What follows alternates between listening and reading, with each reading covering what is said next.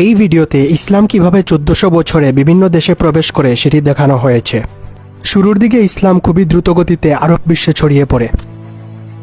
634 খ্রিস্টাব্দে মুসলমানরা ফিলিস্তিন বিজয় করে।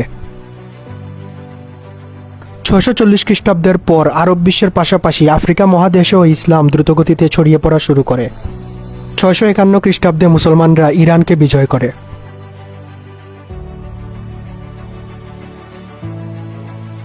700 খ্রিস্টাব্দের পর সেন্ট্রাল এশিয়াতে ইসলামের প্রসার বেড়ে যায়।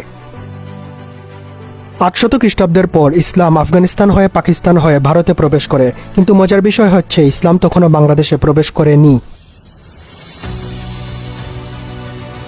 এই 800 খ্রিস্টাব্দতেই ইসলাম তুর্কিতে প্রবেশ করে। 1100 শতাব্দীর পর আফ্রিকাতে আবারও ইসলাম ব্যাপকভাবে ছড়িয়ে পড়া শুরু করে।